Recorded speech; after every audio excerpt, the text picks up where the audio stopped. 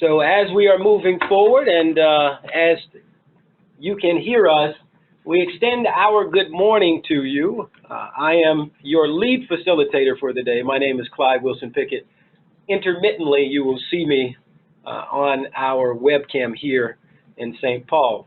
Gathered with me today are my team, our co-pilots, if you will. Terrence Roberts-Bayless, who is running the webinar. Priyank Shah, who will be coordinating your questions in the chat, an opportunity for exchange, and Faith James, who's also part of our team, who is with us in the office. Our time with you today and the 90 minutes that we have set aside, and certainly we want to give ample time for us to facilitate discussion and questions, as I'm sure there will be many, is to talk about this topic, building inclusive teams and work environments, how we work proactively to address and to mitigate unconscious or implicit bias. As we think about our time today, certainly we want this to be focused and beneficial to you. If at any point in time you have questions, feel free to type that in. We will also facilitate at given times an opportunity for you to unmute yourself and to offer comments. We have a very robust group attending throughout the state, so that's phenomenal for those individuals who joined us today.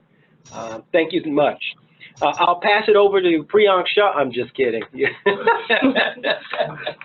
I'll begin this morning with our learning outcomes. So for today, we seek to do the following: identify the benefits of building high-performing teams and the cost if we do not. Certainly part of this conversation is about team building and the important components of how we create productive teams, and more importantly, the do's and don'ts of a productive team.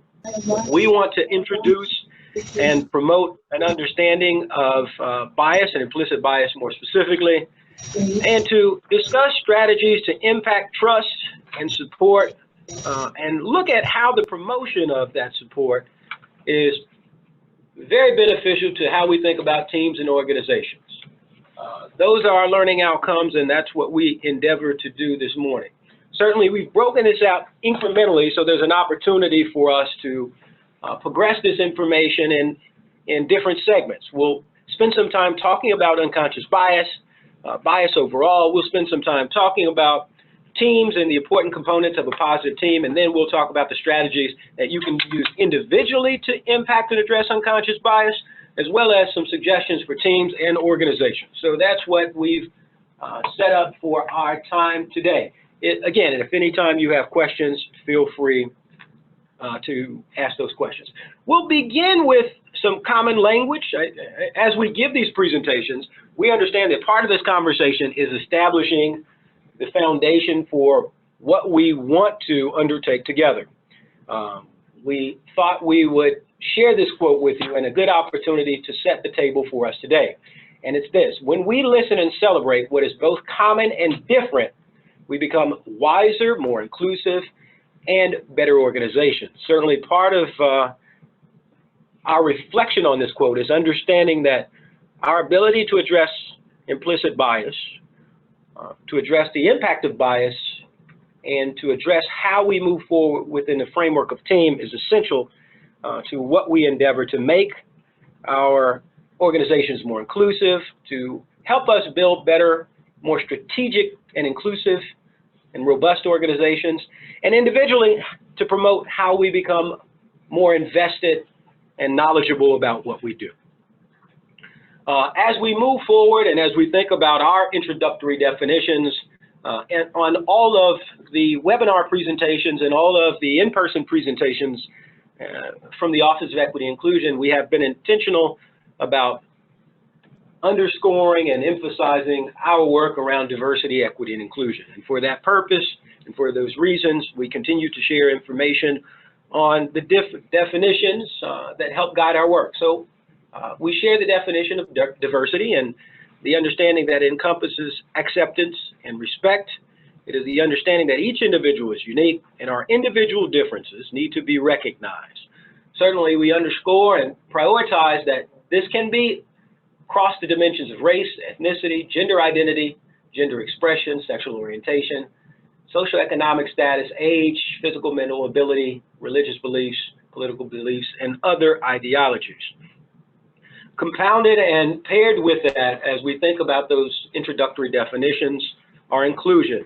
And we continue to underscore that it is the exploration of these differences in a safe, positive, and nurturing environment. The understanding that each and every one of us in our organizations must move beyond simple tolerance and begin to accept, embrace, and celebrate the rich dimensions that our individuals bring, and in process and procedure, include those individuals as we move our work forward.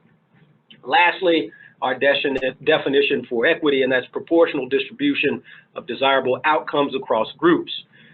Sometimes confused with equality, we prioritize that equity is about outcomes, and more specifically, how an individual or groups are dissimilarly situated and how equal treatment at times may be insufficient and at times detrimental. More directly, we understand that those demographic identifiers that we shared earlier in diversity, and when we think about the inclusion, and certainly they involve race, gender, socioeconomic status, sexual orientation, should not determine the experiences, the educational outcomes, the economic outcomes, and the political and social opportunities of individuals. So now that we cue that up, we have an opportunity to talk about understanding bias. So as we begin our time today, and as we think about those learning outcomes, part of our time is focused on how we understand bias. We understand and we underscore this. No matter who you are, no matter where you come from, no matter what your background is, every one of us has bias. Bias is not positive or negative, it just is. It's a part of our experiences. It's a part of who we are. At times, we point out that bias can save our lives. You see projected here an image of a bridge that I would classify as being possibly unstable. We think about how bias and how we perceive things would impact whether or not we would undertake the effort of crossing that bridge. One of the classic examples of bias, as a child, we are unfamiliar with fire, and if a stove were heated up, without having the bias and understanding of what a burn would do to you, you might reach out and touch a stove. But once you experience that burn, and once you have that ingrained, you're not as apt to undertake that. So that's an example of some of the bias and how we introduce these concepts. In terms of common language and setting the table, and we give you an opportunity to view this with us, and certainly if you have questions, feel free to do so. But we think about this. It's important for us to note that biases, conscious or unconscious, are not limited to those demographic indicators that we mentioned earlier. Certainly ethnicity, race, economic status, and those other factors are part of that conversation. But bias manifests in different ways. Bias is prejudice in favor of or against one thing, person, or group compared with another, usually in ways that we consider to be unfair. Certainly biases may be held by an individual, a group, or an institution, and can have either negative or positive consequences. And we'll spend some time this morning talking about the potential negative and positive biases and consequences associated with that. There are varying types of bias. We'll talk about some of them. Certainly we can't get to all of them in our time. We encourage you to continue to explore these conversations after the webinar. But some may include conscious bias, also known as explicit bias, and some may include unconscious bias, and what we'll spend some time talking about, or implicit bias. For our purposes, and as we think about our time today, and as we set the foundation and the table, we know that bias is rooted in the brain. The brain categorizes all the information that it is shared or bombarded with, and tags the information with general descriptors that it can easily sort out and put into use for us. Bias occurs when those categories are tagged with labels like good or bad or positive or negative, and then applied to entire groups and put into action. You will note on the slide we point out that scientists have determined that bias can be found in the same region of the brain associated with fear and threat, but it's also in other areas. Stereotyping, a form of bias, and we'll talk more about different forms of bias, is associated with the temporal or the frontal lobe. The idea that the frontal cortex forms impressions, and those may include empathy or reasoning. I want to share that at the conclusion of this presentation, and when we post the information, we'll have an extensive bibliography of resources that you can go to, so we'll make sure to share that information. This was a graphic that I thought was a good way for us to project and to think about cognitive bias specifically. So it gives us an opportunity to identify some of the cognitive biases that may manifest in us individually. We know that when it comes to assessing the risk, and we talked earlier about the bridge, we talked earlier about the child reaching for the stove, humans often fail to make rational decisions because our brains take mental shortcuts, and they prevent us from making certain choices that at times we believe are correct. We know that behavioral scientists for a long time now and psychologists have been researching these failings and have identified a number of labels. And these are some of those labels that we reviewed. Certainly, we'll talk about just a few of them. Confirmation bias would be one that we'll spend some time talking about. Blind spot bias is one. In other words, viewing oneself as less biased than others, and how we understand that as equity practitioners, as diversity practitioners, we have to check in with our own biases to think about how we move our work forward. Our priority in our time for today is to spend our efforts unpacking and addressing unconscious bias. Unconscious bias, or implicit bias, relates to the attitudes, beliefs, and opinions about people that operate outside of our awareness. We think about the significant impact in determining our judgment, and certainly how our behaviors towards others are part of this conversation. So we know that our biases, and we all have them, are formed through our culture, through our personality, and the individual experiences and the work experiences that we have. Now, while bias might not necessarily be a problem, it can become a problem if it prevents us as leaders in behaving a way that is impartial. So our work, as we think about how we move forward as teams and how we move forward as individuals, is to connect with, check in with, and identify our biases so that we can move forward in such a way that's impartial, in such a way that we can connect with, in an equitable way, all of our teammates and address and move the mission of our teams and organizations.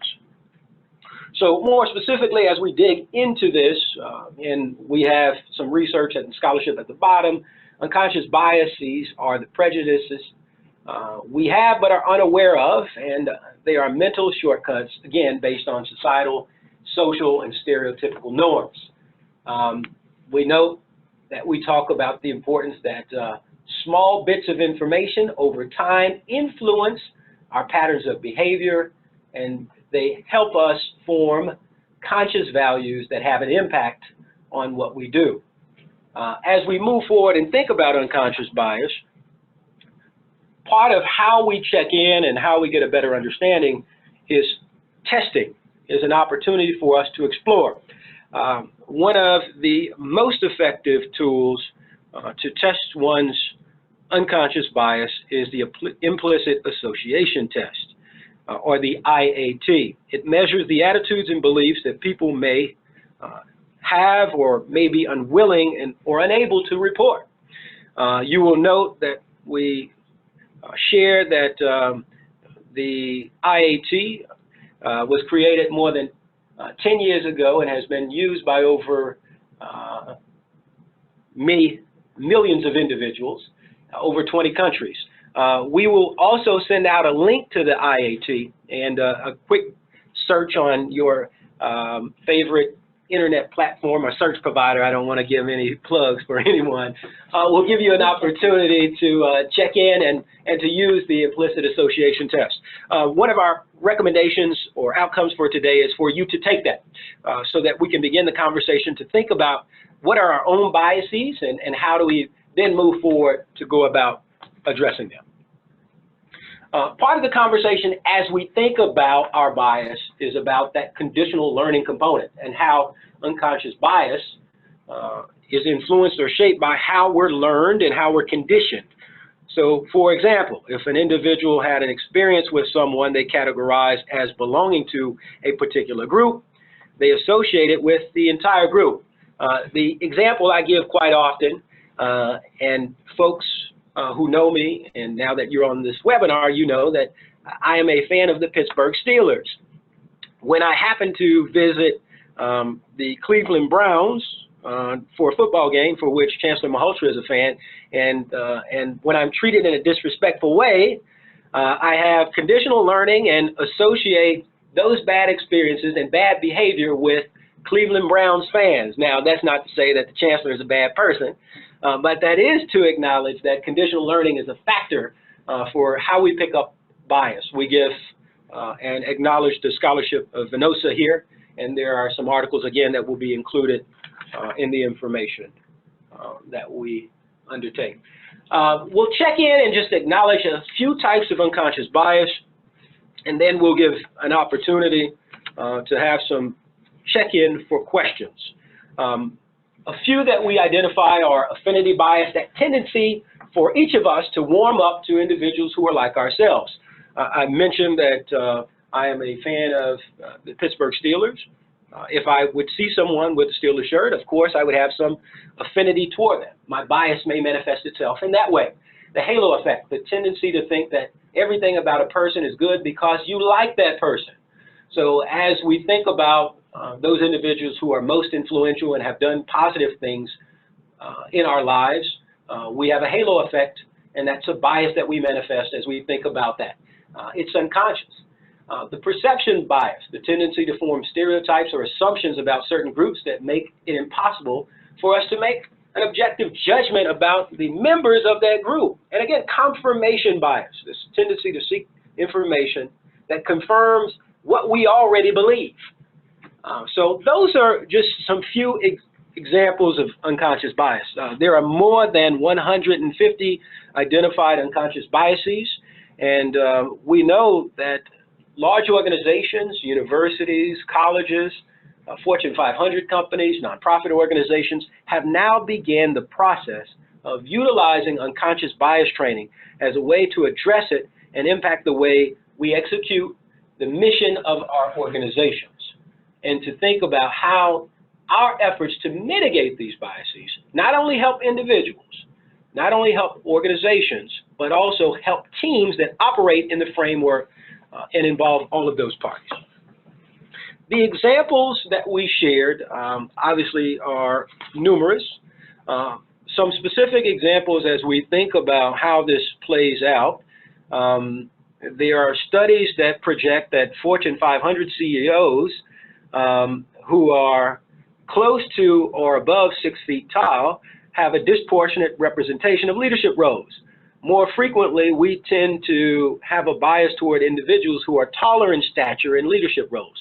Now, are those individuals more prepared or more ready to assume those leadership roles? Absolutely not. But it's the unconscious bias in how we project or understand leadership that has a factor as it relates to that conversation. There's scholarship in any number of ways that have discussions about how we associate different kinds of bias with different communities. In the work that I've done as a scholar and as we think about the use of language, the expression and the vocabulary of African American students, we tend to associate with intelligence. In other words, those students who use what we classify as Black English or Ebonics as educators our unconscious bias tends to associate individuals who move away from that language source as being more intelligent. And there are a number. So I'll pause there and I'll ask, what are some specific examples that you've experienced and or read about as it relates to unconscious bias in action? You can send the examples or thoughts via text, or feel free to join in over audio by unmuting on your end.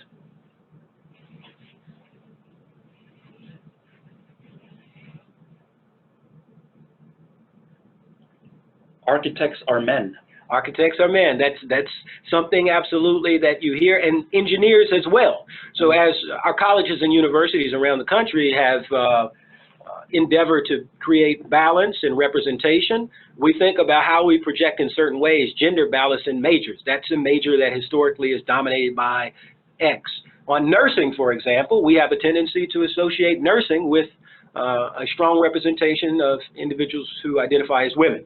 So we think about those gender biases and how they impact our instructors. So please continue to share some other examples. One of our colleagues is reiterating that a point about nurses are women, sure, and by default doctors are men. Right. One of our colleagues is sharing that, I'm going to read it verbatim, my spouse is from another country and he is shorter than me. People don't assume we are together either due to skin color or height differences. Absolutely. So there's multiple biases now at play. So who are librarians by gender? Women. Absolutely. Overweight people are lazy. Very good. Very good. So in many ways, this is a in-group and out-group bias at play.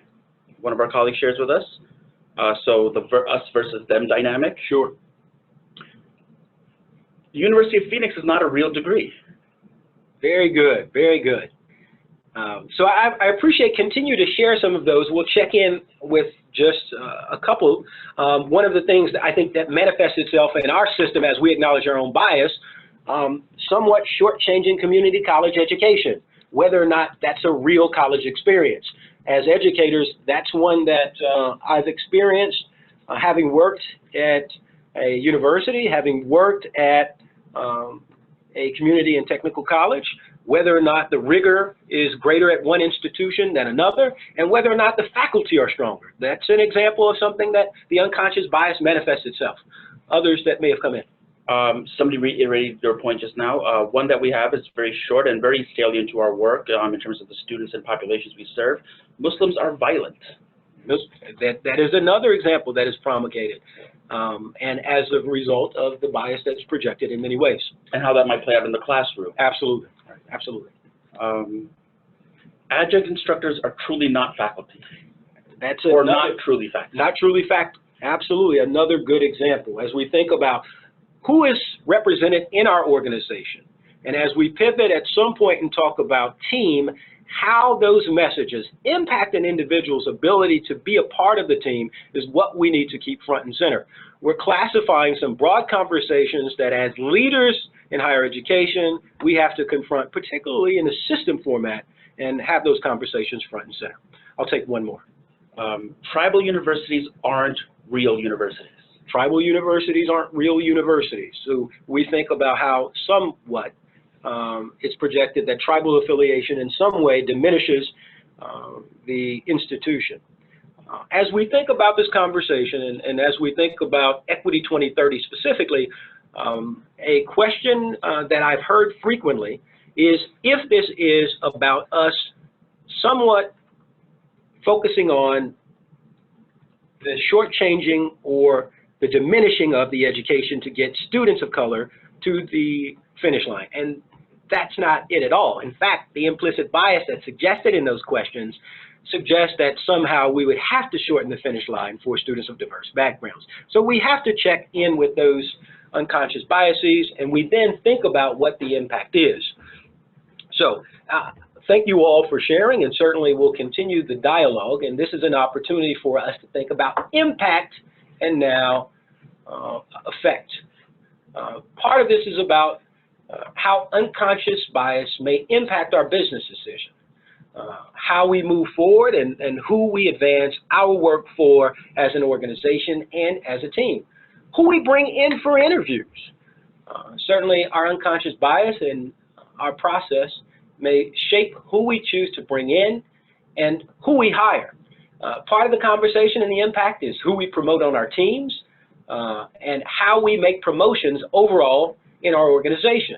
The other parts of the conversation are about how we do our business and more importantly, who we serve.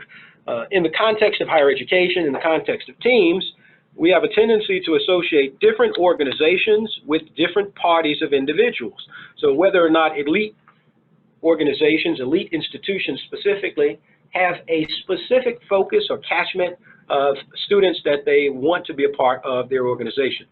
In terms of impact, and this is an opportunity for you to weigh in and offer your thoughts, what else might we consider in terms of impact?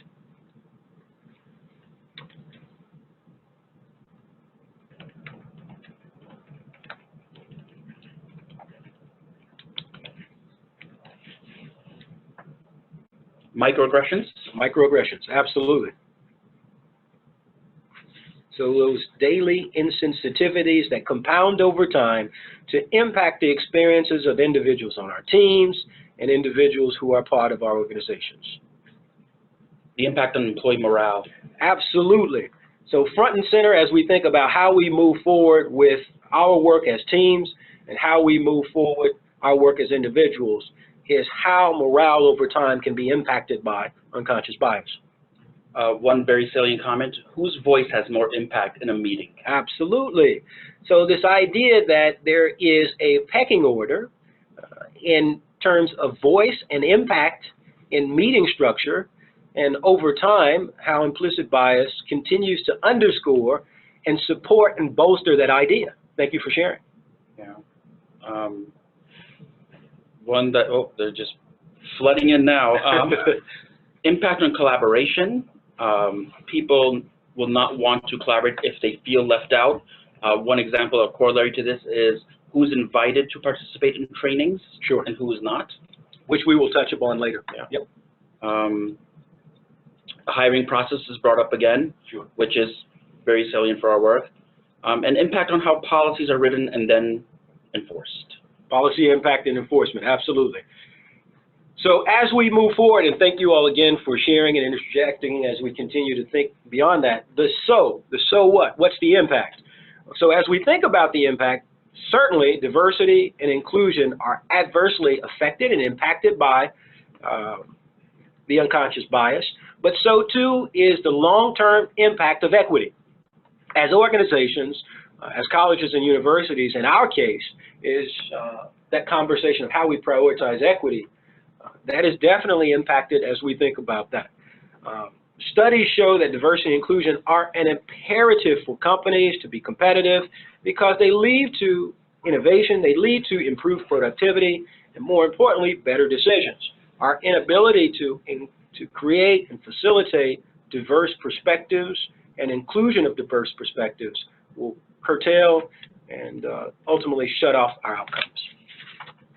So as we've had an opportunity now to talk and to focus on implicit bias, we'll change lanes just a bit and talk about the dynamics of team. Part of our time today is to make sure that team and the idea of strong teams and how the impact of unconscious bias can potentially derail teams. So the dynamics of a strong team, this is an opportunity for us to reflect and to have some reflection. And this may be an opportunity for us to pause and to unmute and to get some of our colleagues an opportunity to weigh in. For those who continue and want to weigh in, certainly there's a really good opportunity for you to do that and continue to text in your responses. So I want you to reflect on the dynamics of a strong team. What made that team successful or highly productive? I want you to think about those things. So we begin with the question, and certainly we want to hear your responses. What made it such a great team? Who was the leader, the manager, or coach of that team? What did they do to make it a great team? And what qualities made it a great team? And what did you do individually? What was your investment to make it a great team? Feel free to send in your responses, and we'll share some of those. We have multiple participants sharing the notion of trust. We're not all the same, have different strengths. Everyone had a voice, but trust was the key element. Okay. Openness and transparency. Okay. Which speaks to members' need to feel safe as part of a team. This one's interesting, particularly reflecting on a recent exercise we had as a group. Consensus on ground rules for how we treat each other. Need to arrive at that consensus early on in team building. Acknowledging everybody's abilities that contribute to a team. Sure. Knowing how, open quotes, my work, close quotes, directly impacts our mission and feeling like your opinion is heard. Trust and safety, we're hearing several times.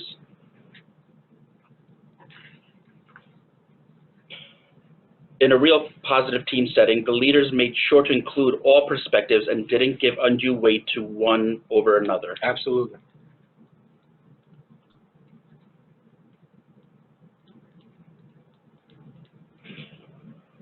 Using technology and technology platforms to give voice to those that can't participate directly, also in an adding anonymity to the process. Okay, okay. Several comments around creating space for people to be included. Absolutely. So we're hearing some key themes now. Absolutely. So as we continue to move forward, and thank you, and continue to weigh in, part of this conversation about the composition of a great team is in fact trust. We think about authenticity as well. In terms of what makes a team a great team, the opportunity for us to bring authenticity and experience to that environment. Part of this conversation is about how we mitigate the unconscious bias that may manifest itself in exchange so that individuals can bring authenticity to the team. A leader who is reflective of experiences, a leader who is inclusive in part of that conversation, and they do so in ways that are innovative in some of the ways that you all have addressed. The qualities that make up a great team also make up a great individual or individual comments or commitments or investments as part of that conversation. You queued up perfectly for us one of those key areas of consideration, and that's the conversation and the importance of establishing trust. The level of trust, be it high or low, directly impacts the effectiveness of your communication and ultimately the team outcome. High trust or confidence is an environment where an individual can make a mistake and people will forgive and give an opportunity for redemption, an opportunity for true investment and to move a team forward. Low trust or suspicion provides an environment where individuals may misinterpret intention or not believe in authenticity and leadership and the end goal for which we undertake.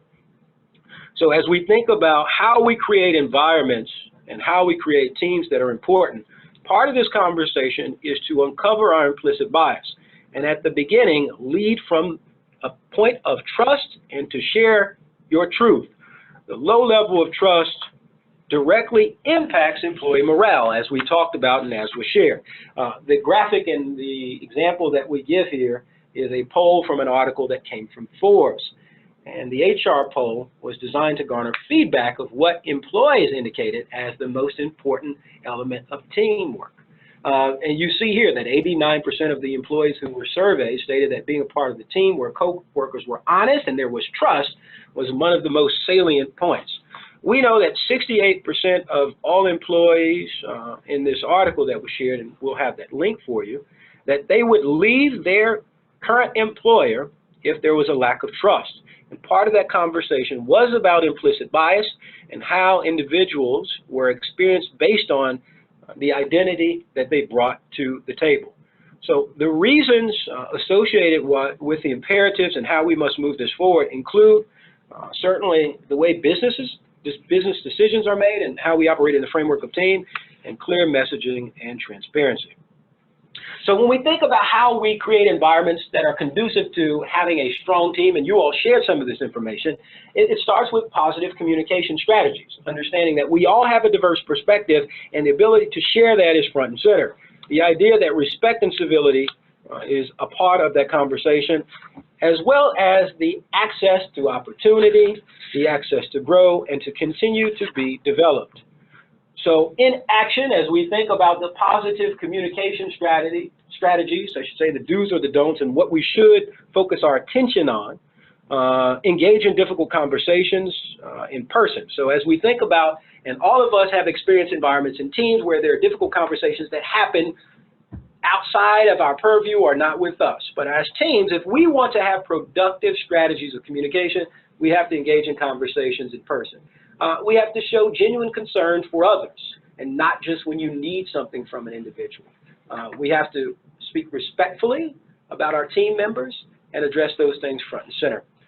The last thing that I will acknowledge are the don'ts, and you see them here, and I don't want to spend too much time, but as we think about addressing bias and addressing and mitigating bias, the importance of not waiting to the last minute to address those concerns.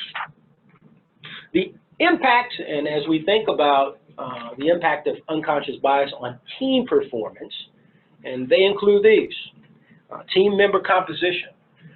So if unconscious bias manifests itself in leadership or how we select that impact, the team member composition will be compromised. We'll have limited perspective. There'll be lower performance and decreased productivity.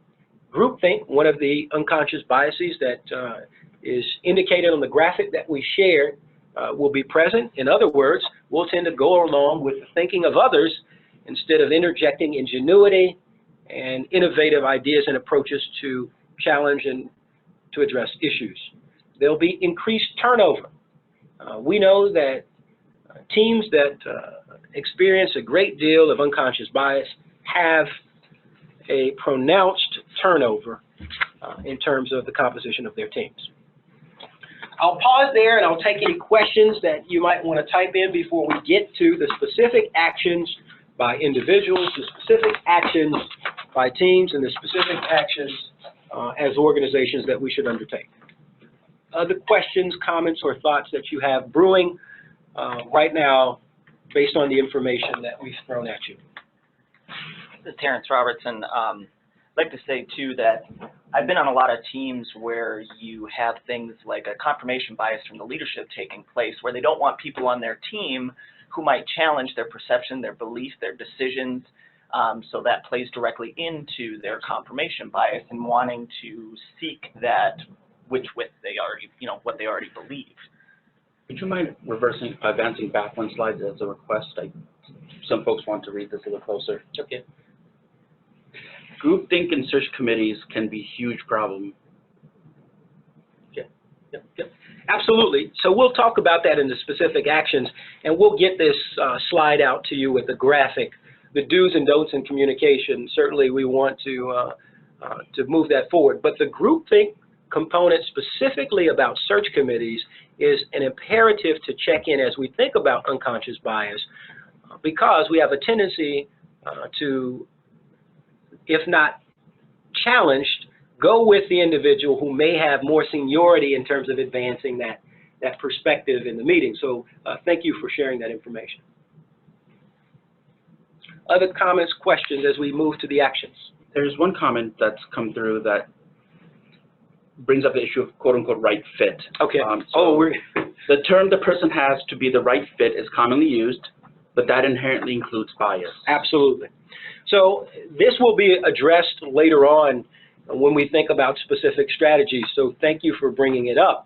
We have a tendency to use our unconscious bias to have this understanding that an individual or certain individuals might be a right fit for our team or a right fit for our organization. We need to flip that model, and an excellent quote that I got was, when we're thinking about bringing on additions to our team, and they may be in hiring, they may be in terms of work teams that we put together to advance a project. Is this person a right fit, or is this person a culture add? challenging ourselves to think about a culture ad gives us an opportunity to think about the varying perspectives that an individual will bring to our team, but also the different competency that they can bring to help us move our work forward. So thank you for posing that question, and when we get into some of the actions, we'll specifically talk about that. Other questions that you have?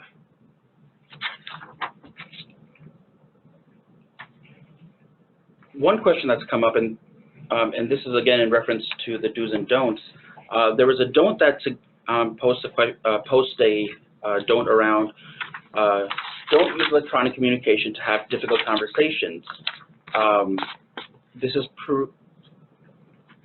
while we can understand how emails may not convey, can pose a challenge in having very difficult conversations.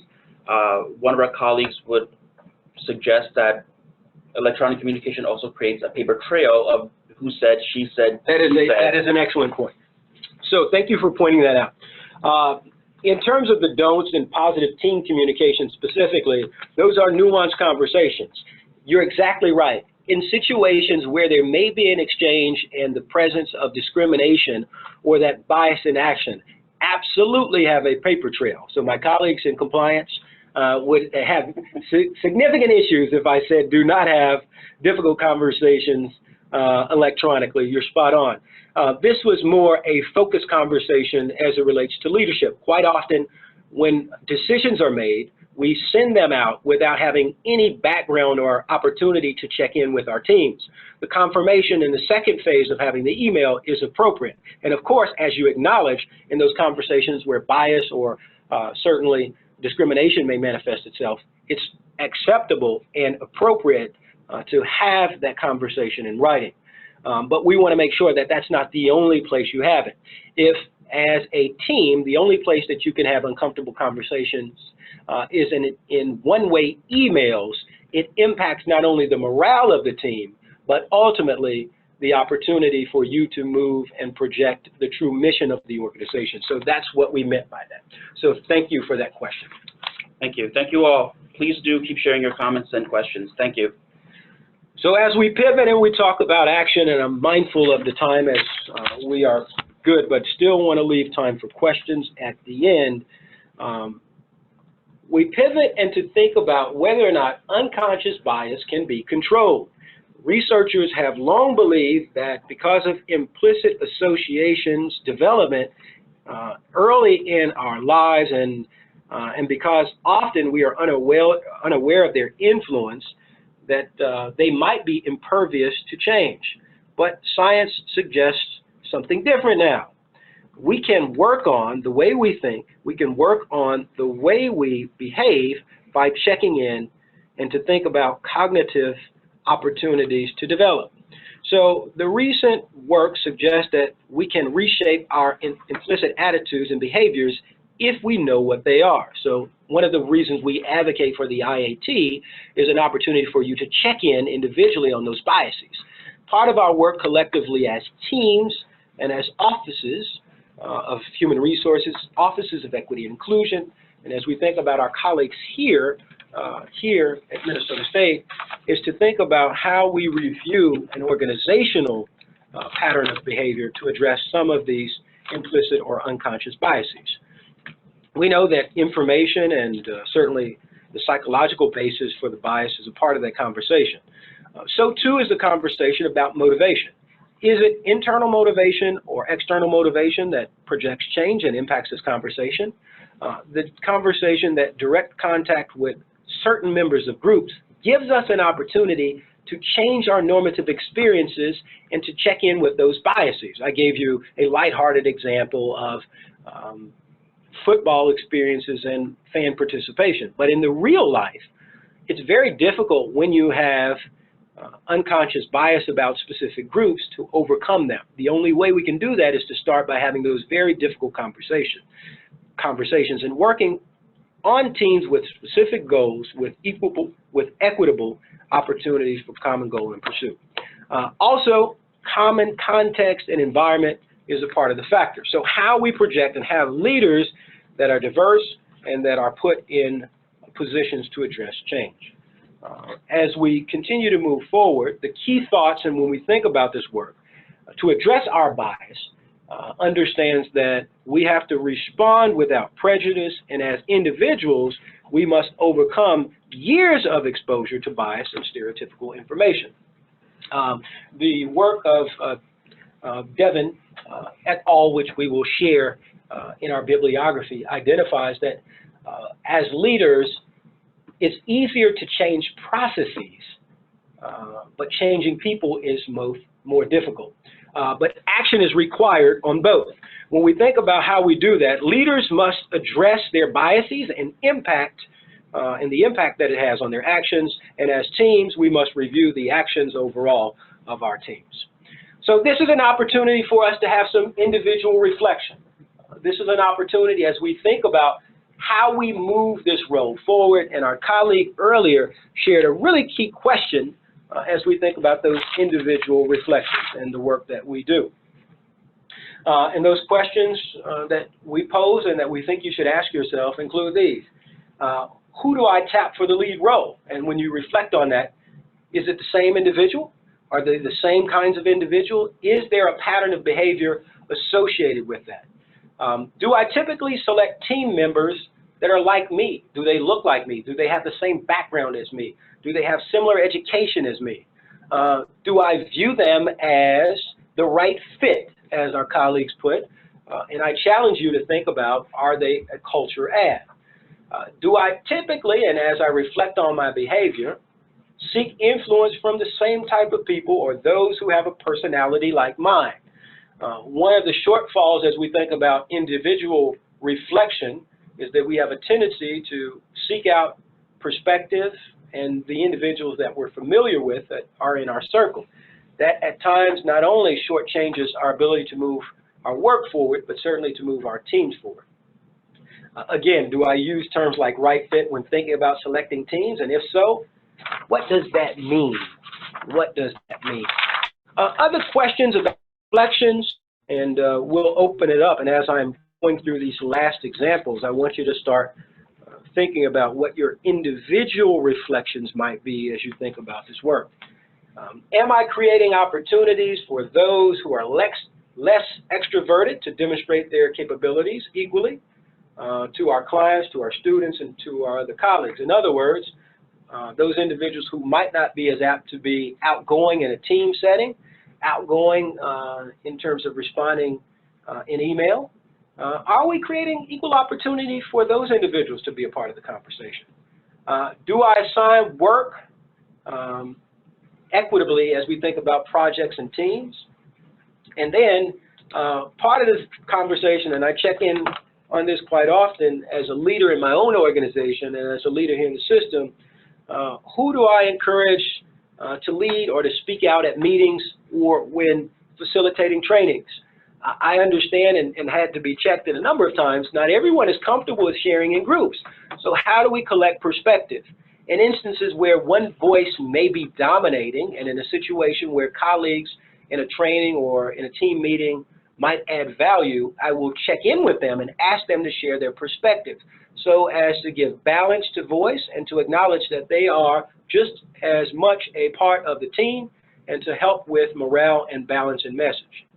The other question that we have before we turn it over to you and you give an opportunity for us certainly to weigh in to think about some things that are important, am I creating opportunities for those individuals, again, to demonstrate their abilities equally amongst colleagues, and that we wanted to prioritize.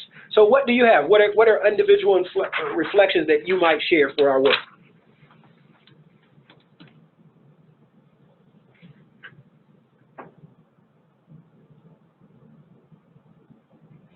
One of our colleagues shares with us, I often ask myself, am I sharing knowledge and information I gained or possess with others to grow as a team, organization, or group? So even as a leader, your own voice in the process. Absolutely, absolutely. Great question. Other reflections? One of our colleagues would like to express appreciation about value added by less extroverted colleagues in meetings. They're often overlooked. Absolutely. So developing practices to include them is extraordinarily important. Sure.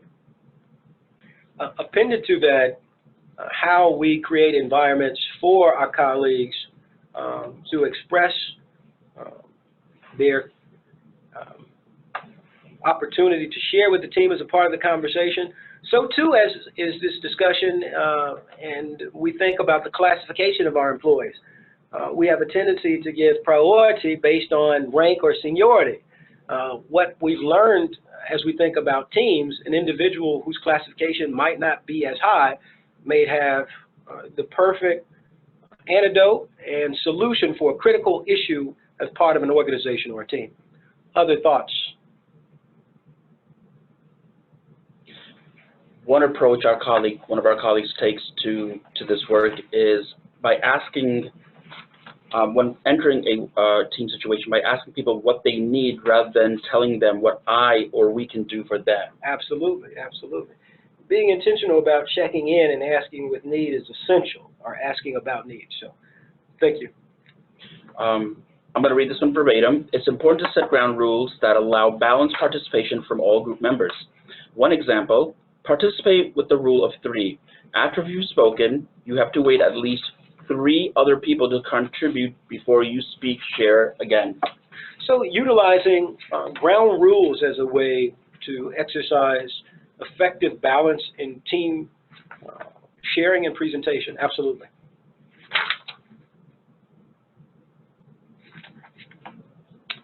All right, we'll take 2 more.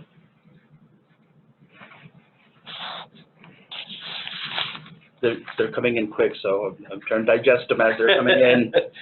So, no, thank you for sharing. So one of these issues is something that I think a lot of our colleagues and our teams experience across the system. Even beyond classification, biases as a result of the bargaining unit of a position and perhaps the participation of the individual in the bargaining unit itself impacts how they engage. And in collective thank you for sharing that. In collective bargaining environments, that happens. I think the unconscious bias that manifests itself in that way is as a result of historic misunderstanding and I think unbalanced power in situations like that. We have a responsibility as leaders to create balance and exposure, both inside the bargaining unit, but also in the context of teams to create equal opportunity for exchange. So thank you for sharing that.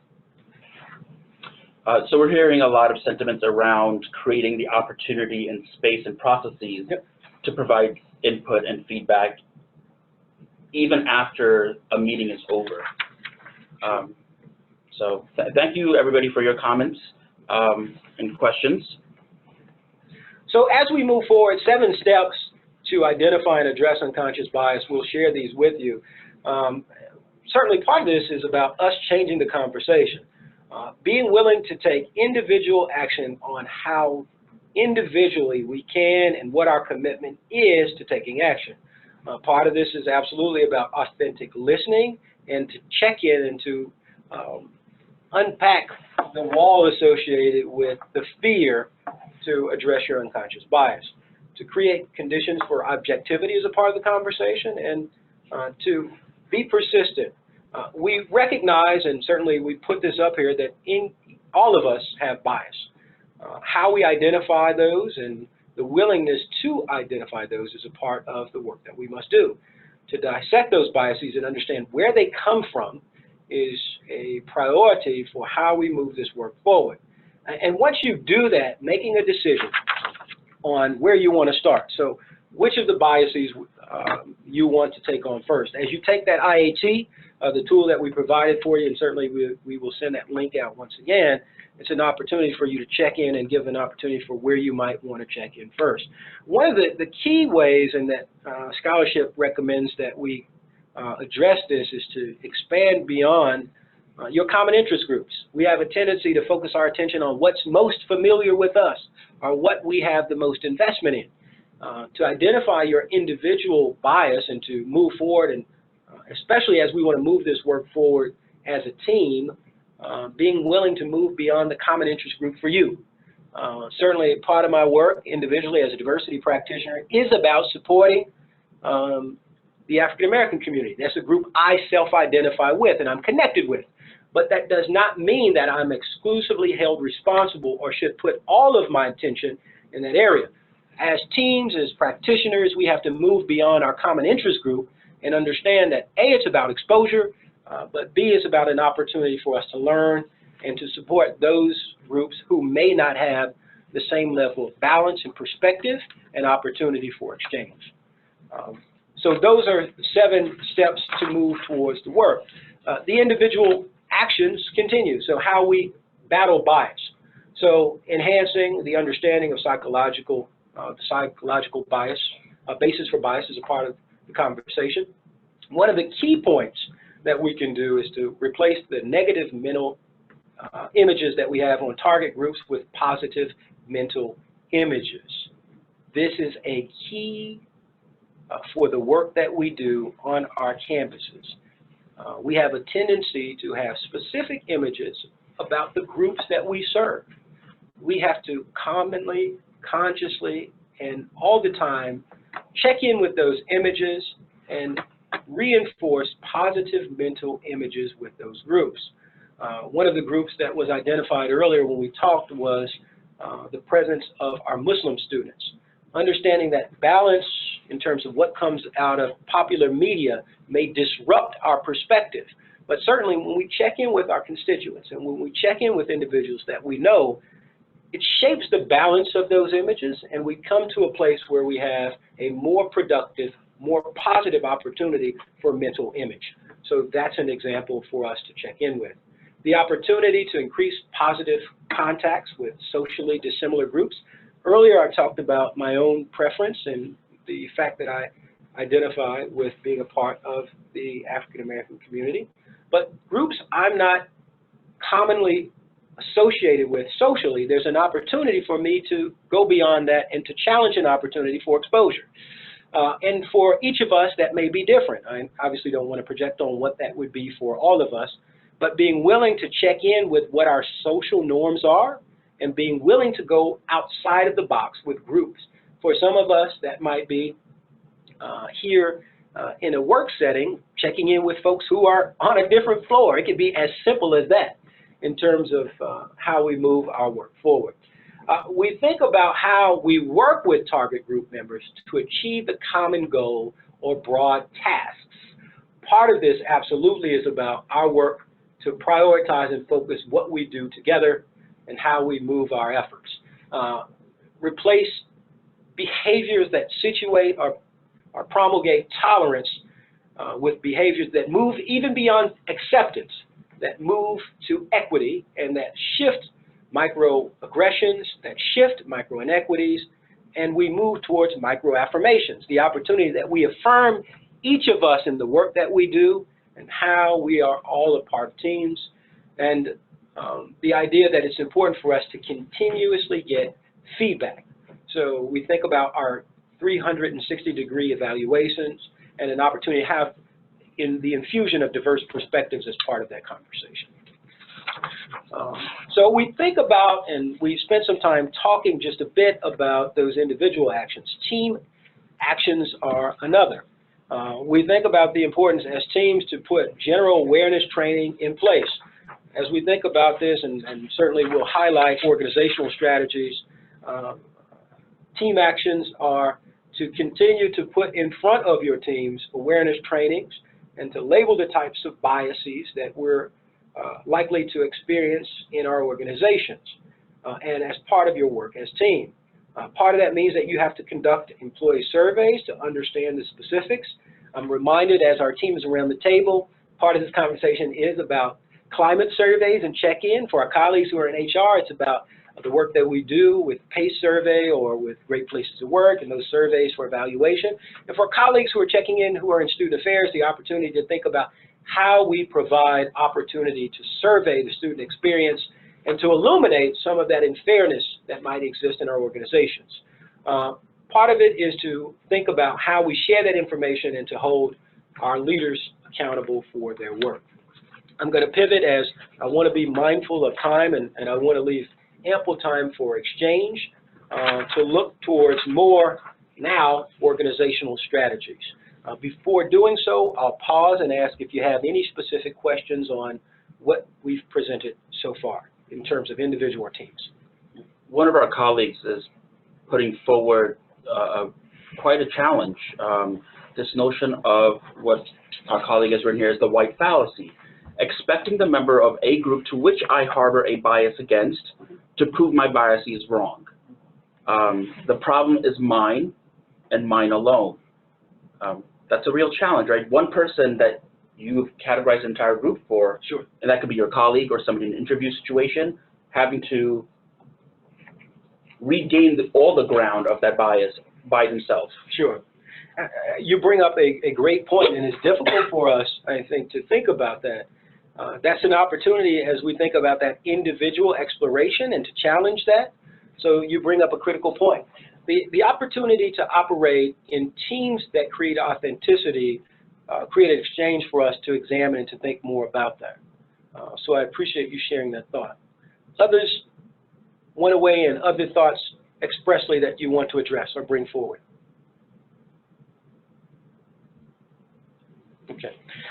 We want to make sure that we get through just the few remaining slides and give us an opportunity to unpause and to have some dialogue for an extended period of time. So we'll queue up some organizational strategies. We think about our organizational strategies, and we understand that all organizations, all institutions should develop concrete, objective indicators and outcomes as we think about hiring, as we think about evaluation, and we think about the promotion to reduce standard stereotypes.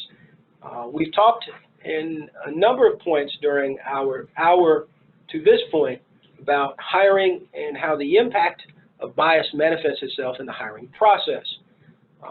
As we think about our objective indicators and the opportunity for evaluation, part of the conversation is about how we utilize data. So as we think about our next step and we think about information on how we move this work forward, what does the data tell us about how we might provide authentic review of where we stand as an organization and the compositional representation and the challenges we may have? Compositional diversity is a telltale sign of where we find ourselves.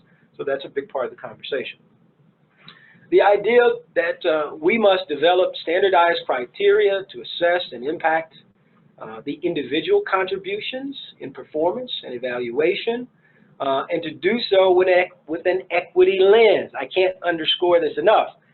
It's not enough for us to have standard assessment. We must do so to prioritize diversity, equity, and inclusion. That's a fair part of the work, and as we have documented, and as a number of the research around productive team points us to, diverse teams and diverse perspectives not only move outcomes, but they spark innovation. So it's imperative for us to think about the standardized criteria for assessment and how we think about individual contributions. That's also pillared in the idea that was heightened earlier about how positionality or introversion or extroversion are part of that conversation and how we move forward. Other organizational strategies to develop and utilize structured interviews and to develop objective evaluation criteria for hiring. So to our colleague who brings up that point of bias, this is an opportunity for us to think about how structured interviews and to be objective in addressing that bias head on is how we can work and go about bringing some of that bias and ultimately bring some balance to the work. Organizations are charged with how we move forward and advance unconscious bias workshops, not only for constituents who are in leadership, but all of our key stakeholders. I can't underscore this enough. In the work that we do and in the work that our faculty do, I know a number of our colleagues throughout the system are putting emphasis on unconscious bias awareness in the education. For those of us who are working in administration, certainly we undertake and we experience unconscious bias training. I acknowledge our colleagues who are here in human resources and do work around professional development and their division and the work they're doing for unconscious bias training. Part of that is the work that we do as we think about our hiring, and we present that information there. But I challenge us and I challenge organizations that that is not enough. If the only time we experience unconscious bias training is when we're preparing to serve on a search committee, we fall deficient. We fall deficient because it doesn't give us an opportunity to think about the impact on our teams and how we move our work forward. So we have to challenge ourselves. And certainly, this is an opportunity for us to think more intrusively about partnerships between offices of human resources, offices of equity and inclusion, and how we partner to move that work forward. So too is the opportunity, as we think about this, is to position the conversation of data. As we move this work forward, and as I'm looking at our Director of Equity Assessment, how we evaluate, create, condition to examine experiences front and center. I underscore here on the slide that we must provide data. As teams and as we think about managers that help move organizations forward, if we make decisions that are ad hoc and are not informed, they may not be aware of the cumulative effects of decisions, and they leave the door open for the impact of unconscious bias. So I challenge us, and I challenge as we examine data, we got to work backwards to think about the performance criteria, to think about what promotion has looked like in the organization, and to think about compositional diversity on teams, not only in terms of hiring, but teams that execute strategy in the organization. If we have well-designed criteria that's data-informed, we have to share that objectively with managers and share that objectively with bargaining units so we can think about the compositional diversity on teams. Part of this work is to access and share information about past decisions and the current demographic information that exists and that helps us address barriers. May I bring a comment and a... Please. Two comments. One is Priyank's comment and one is from one of our colleagues that's providing information on the chat. When we think about the data in the context of team meetings, how we interpret information in the data can clearly demonstrate or reflect both implicit and explicit biases. I'm not going to spend too much time on that, but one of our colleagues here speaks directly to the point that you're bringing up at a supervisory level. Sure. And I'm going to read it direct verbatim. As a supervisor doing the performance evaluation, how has your management style contributed to the performance of the staff? It's a question you have to ask. That's it. If your staff is, quote unquote, failing short of expectations, have you given opportunities for that person to succeed, or are your biases playing a role in the performance concerns? That unto itself is a really valid statement, but it doubles down on the question of what are the metrics, what are the rubrics by which you are assessing, and are those rubrics bringing to light or putting biases into check? And to those points, thank you for that contribution. Certainly, we identify, and science shows that we all have bias. Are the rubrics and are they data informed in an equitable way so that there is not a disparate impact as we think about evaluation? That is front and center as we think about this work, and then we cue up a conversation about stakeholder trajectory. So part of the conversation when we think about performance evaluation is how we position our stakeholders, how we position our students, our staff, our faculty, and our administrators in such a way that they can contribute to and be a part of teams. So we think about how objectively, as you point out, our bias may impact how we put individuals on ramps to success. Part of the conversation is about that some of these paths are dependent on others. So as leaders, whether or not an individual is ultimately successful in an organization depends on us. But we've got to have an objective, informed, and non-biased way to move this work forwards. So part of this conversation, as we think about those paths being dependent on our review, and as organizations, where can we intercede and impact early judgments about performance that determine the access points and future opportunities of students? As we think about the traditional place that this conversation has in higher education, it's been about the access conversation. Whether or not our organizations were biased in such a way that they were excluding individuals from being a part of our institutions. We've used the review of unconscious bias in many ways at different organizations to examine that. Internally, a number of our institutions, for instance, have waived standardized tests as a primary mechanism for putting individuals on paths to success.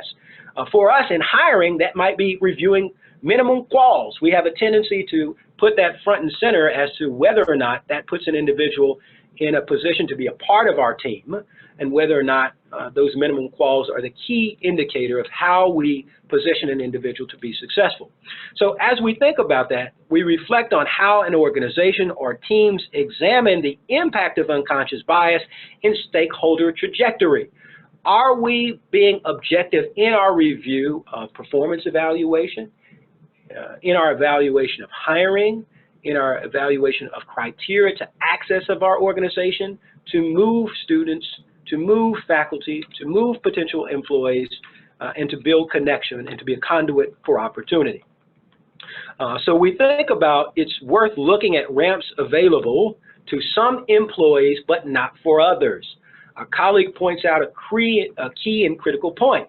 If our bias is in such a way that it manifests itself in has a disparate impact on certain groups, particularly if you are a key or a lone decision maker, it disrupts the opportunity for us as an organization to put our stakeholders in a point to be successful. We'll review just a few more and then we'll pivot for open questions. So part of this conversation, and as we've identified, is us thinking about decisions. As organizations, we have to identify not only the visible decision makers, but what I classify as the hidden decision makers.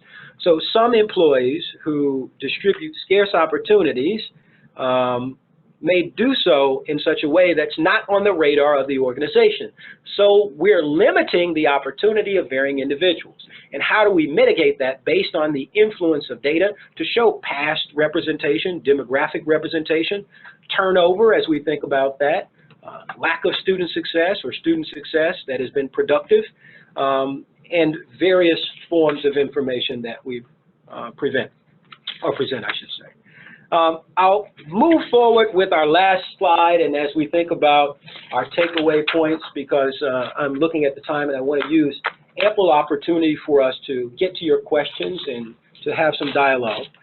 We understand that implicit bias is distinct from conscious motivation. Certainly, it's present in all of us, and we all have biases due to what I classify as cultural exposure and how we're socialized.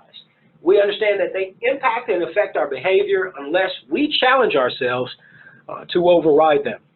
We understand that part of our work and why we're here to challenge this and have our conversation is because they can impact our education, and we're charged with not only moving forward, but understanding this is about our commitment as an organization and the mission, values, and the priority of the work that we do. There's a private chat happening here too. Okay. All right. So thank you for listening. We will now unpause, open up, and give you an opportunity to ask questions, to challenge the information, and to spend some time dissecting. So we'll begin and open the chat and look forward to your questions. The floor is yours. Can we talk some about the sharing of information and as to really a mechanism as leaders can help to empower people on their team, but often you may have experienced being a part of a team where that knowledge sharing isn't pervasive because there's a fear of, if people have as much knowledge as I have, what does that mean for my position and for my job in this organization? So holding on to that really limits the ability of the team to be successful and the members of the team to be successful furthermore. Our colleague points out a phenomenon that we refer to as knowledge hoarding. So if an individual or a stakeholder or a division or department or team hoards knowledge, what's the impact on not only the team, but ultimately the organization? The idea that for some reason, if you hold on or if you are the possessor of this information, that you'll be held in higher esteem by the organization or have more priority. And why I would acknowledge that happens is in environments where there's fear associated with a competitive nature of an organization. That's much more pronounced if we look at the research in the corporate world. Ultimately, we know that this has a adverse impact on the health and the vitality of organizations. The immediate impact may have a very fruitful and positive impact for the organization, but long term, it's to the detriment of the organization. So we think about how we create opportunities to break down silos and to share information. Part of this conversation is about the democratization of information across organizations and how leadership, how managers have a responsibility to go back to that primary conversation we had about teams, and that's trust. If there is knowledge hoarding in certain units, if the perception is that there is a guarding of information, it disrupts that trust and ultimately undermines the organization. So you bring up a good point. Many of our colleagues are chiming in that they absolutely agree, and there's quite a few people who are loving the phrase knowledge hoarding. One of our colleagues, and this is very poignant, too much knowledge hoarding, ironic at institutions that are intended to share knowledge. and thank you for that comment. Absolutely. Our point and our ultimate mission is to develop and cultivate a sharing of knowledge. But quite often in a number of organizations of higher education, that is the case. And leaders are some of the biggest culprits of this. So we have to challenge and we have a responsibility to try to curtail that. Perfect segue into the next piece of feedback we're hearing. On the flip side, leaders who do not openly acknowledge team members contributing using I terms versus we terms and claiming the work of others. Absolutely. You point to something that is very important as we think about building trust. The opportunity for individuals who are in these positions to further underscore and impact the unconscious bias that may manifest itself in such a way where they prioritize self over team, and the impact and how that's promulgated not only in one division but in others. Nothing can happen in our setting of higher education or in other teams without investment of all. On a different note, going back to some conversation about 15 minutes ago, one of our colleagues would like to share that bringing up that notion of cultural add versus good fit is extraordinarily important in decisions. Sure. So we go back to that, and thank you for bringing up that point. I've witnessed being a part of a number of teams and acknowledge that I've even had to check myself on this as I've looked at the composition of my team, the understanding that having the right fit was the priority for my team and the priority for the work at the time. But understanding that sometimes the individuals that you identify as being the best fit can only support and bolster your perspective rather than offering challenge. And I think one of the reasons we queue up and provide an opportunity for you to add your commentary is to push back and to challenge. We need to think about the importance and to understand that none of us are the ultimate expert in these areas, particularly around unconscious bias as the work is ongoing. As scientists have now identified over 150 types of unconscious bias, it's important to understand that that continues to expand. And you highlight something that's very important. The culture add and our willingness to address who can bring unique perspectives on our teams is an imperative to move our work forward, particularly as we think about diversity, equity, and inclusion. I would like to hit on the importance of being an ally, and especially with regard to being on a team. And if we look at power dynamics and power structures, and some people are in a better position to challenge biases of other members of the team or their direct leadership more so than somebody else that may be not in such a powerful position or have less privilege than somebody else on that. So really being an advocate and an ally to be the person that challenges those biases if you're in a position to do so. Sure. And then also that this, as you had already pointed out, is something that is like muscle memory. You need to continue to exercise that mental muscle as part of continuing to develop, because these are skills that can atrophy if we don't continue to work on them. Sure. Excellent contributions. Other thoughts, comments from our colleagues around the system or who may have joined us from other places?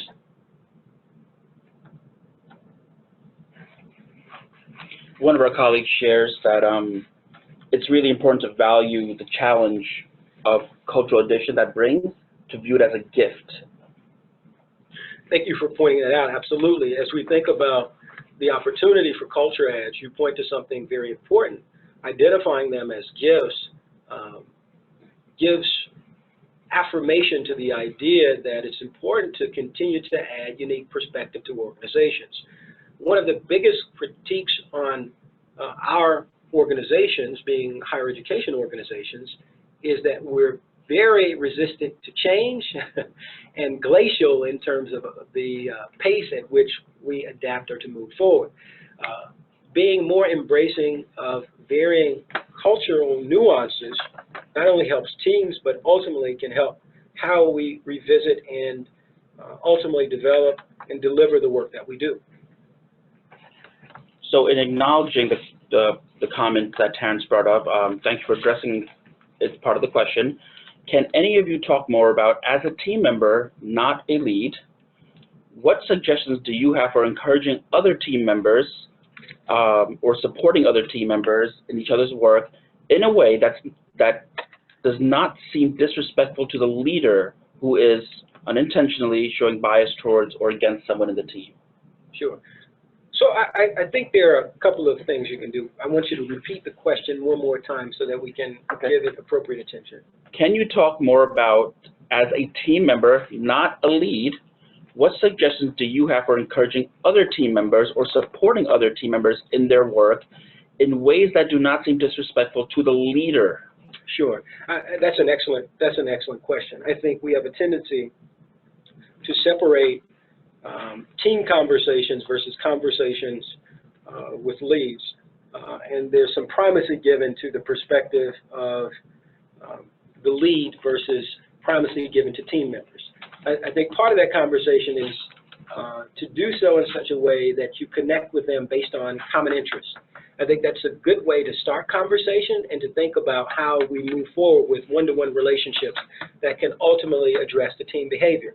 So focusing on, one of the suggestions I would have is focusing on the common goal or the common interest of the team and acknowledging, as we think about that, where we have current deficiencies. So if, for instance, our project is stalled for a specific reason, engaging in a conversation where there's common ground to identify the mission of the team as the priority in addressing that conversation. That's a good way to start. In the 7 steps, one of the things that we identify is that there could be bias kickback when you have exchange. Being willing to acknowledge that at times, how you confront and have difficult conversations can ultimately boomerang back to you and have an adverse impact on an individual's, if there's not trust established in such a way. So part of this conversation is how we build trust and how we establish that foreground with the team member with a common goal in mind. I don't know if anyone else wants to weigh in on that.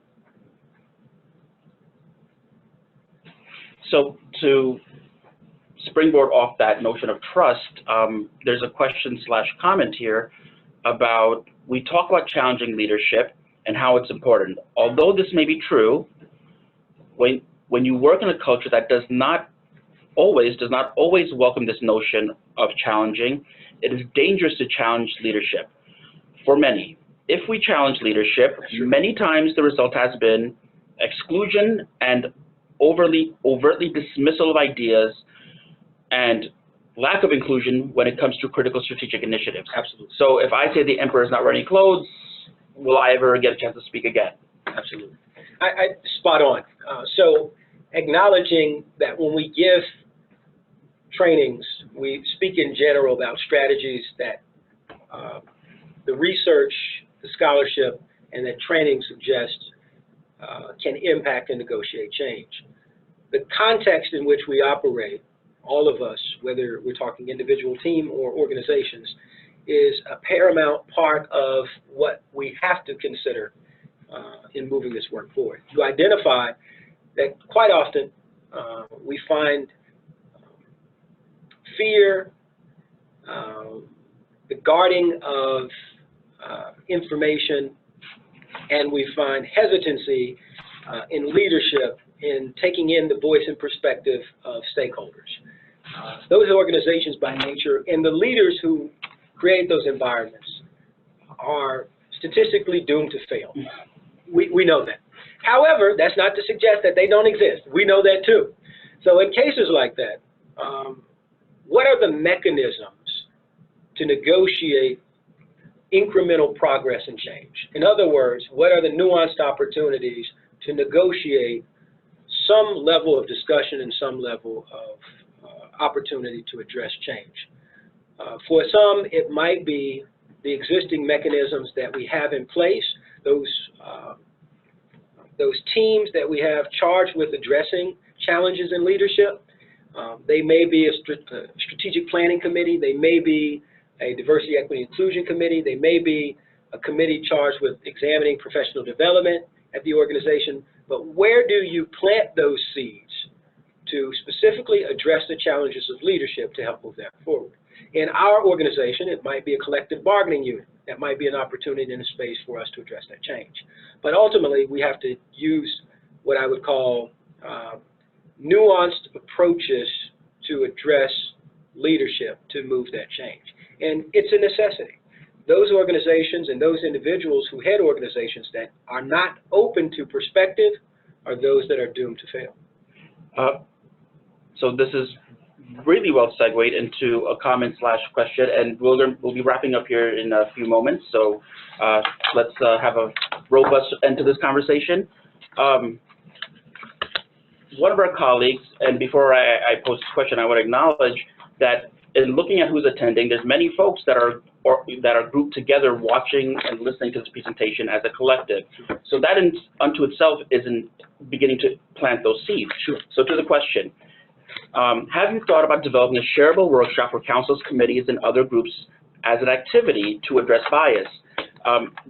Before Dr. Pickett shares his comments, this presentation and the recording and the slides that will be provided to you would be a wonderful opportunity to engage a committee or a team as a collective, not as an individual watching this, but as a group watching this, and having the conversation discussion around what is inhibiting or advancing team engagement. Dr. Pickett, your thoughts? Absolutely. Thank you for asking that question.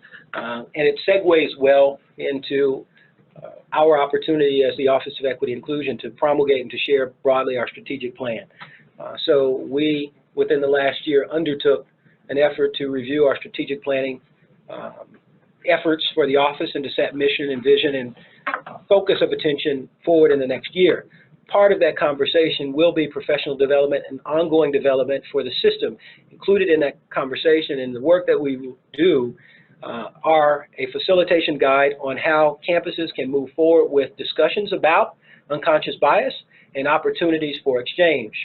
I would envision us having a future workshop and an opportunity for us to move that forward. While I can't promise you it will be tomorrow, I can't promise you that in the next year that will be something that we undertake. We also understand that this can't happen in a silo and it can't just be us. So we look forward to partnering with our colleagues in human resources, certainly here in the system office, but our colleagues around the system to cue this forward. One of the conversations that we have as we close is an opportunity at the next gathering of senior human resources officers and senior diversity officers to cue up what that might look like. So if you have strategies for areas of consideration, certainly reach out to our office and provide them. So thank you for that.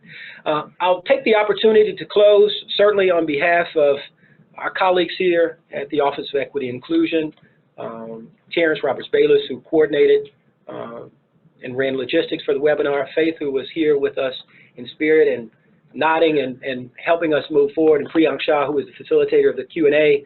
And for all of you to join us, we appreciate your time. We know that unconscious bias, we know that teamwork is difficult to examine and to put into priority, but we know it's a necessity as an organization.